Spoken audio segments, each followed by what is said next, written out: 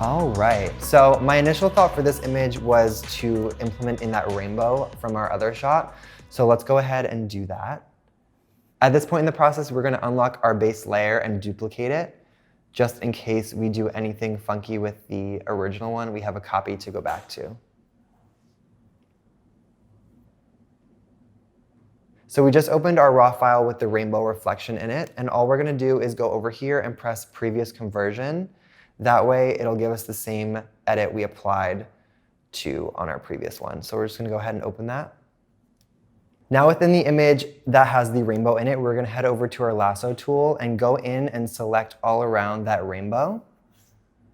And then we're going to go to Edit, Copy, and then come over to our original photo and paste that selection.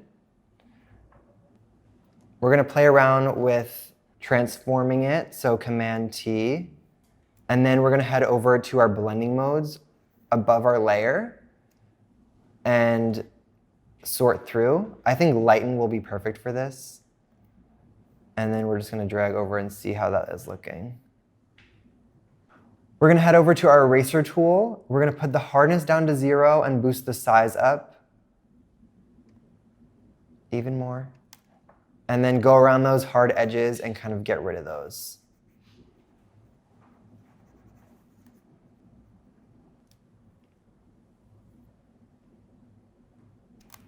We're also going to head over to the opacity and play around with that because 100 is seeming just a little bit too intense for me.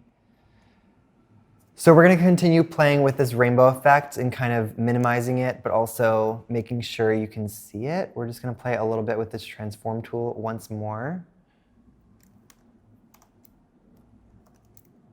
Command and holding some of these corners will also kind of skew it. I like doing that a lot. And then, yeah, I'm kind of into that.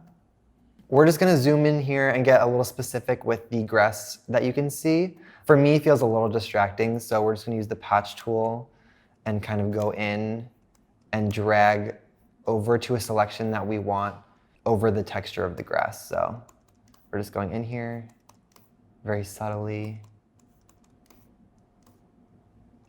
Now that we feel pretty confident with the rainbow and how it's looking, we're going to create a color selective mask so we can play a little bit more with the colors that came from Camera Raw.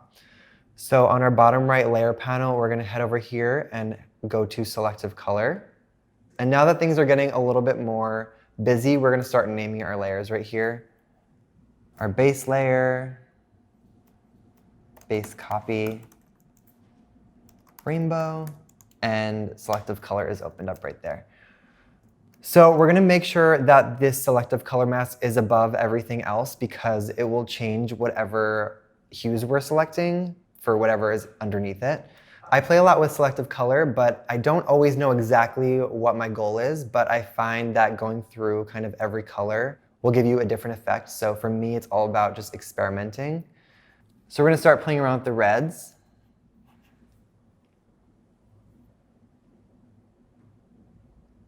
We're heading over to the greens because there is a lot of green in this photo, as well as yellow.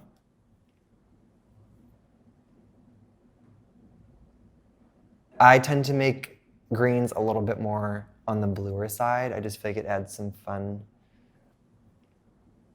And then our neutrals will kind of give a nice base overlay color with whatever you start to select. So we're going to go in with cyan, magenta, and then we have the yellow and the black, and we're just going to keep playing around with that. I'm also noticing that this feels a little bit off. I'm just going to straighten it. I'm going to go over to our crop tool and just do a little bit of straightening. Nothing crazy. Cool. While I edit, I do like to kind of switch around. So I'm going to go back to this rainbow. It's kind of bugging me. And we're just going to make it a little bit less on her point right here, her point toe. The longer I stare at an image, the more kind of things I see. Next thing I'm noticing about this image is the light is kind of hitting her from above, and the light on her stomach is a little bit more saturated. So we're just going to go in there and literally just unsaturate it on this copy layer. So we just headed to our desaturation tool, which is the sponge tool, and we're just going to zoom in on here and kind of desaturate her stomach just slightly. And in that same selection where the sponge tool was, we're going to head over to our dodge tool, make that a little bit brighter, and just make her stomach also a little bit brighter. So the dodge tool makes highlights, midtones, and shadows brighter, while the burn tool makes those same ranges darker. So if I zoom out, you can kind of see the before and after. It's a slight just match to her skin tone. What I do a lot is I go back to this original frame and we can kind of see what we've done so far. So just a lot of selecting and unselecting, making sure we're liking it.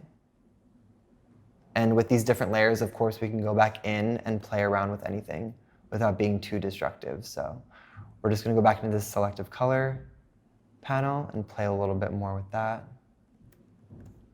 Another thing I like to do sometimes is bring over the original JPEG image and layer it over what we're creating. This way you can kind of see what you've done, and sometimes you may go back some steps and feel like you've gone too far, so this is perfect for just kind of a nice original frame. Because remember, this base layer still has our camera raw settings on it. So these are the steps so far. We have our original frame, our camera raw frame, our frame with the dodge and burn and desaturation tools on it, our rainbow lens flare, and our selective color.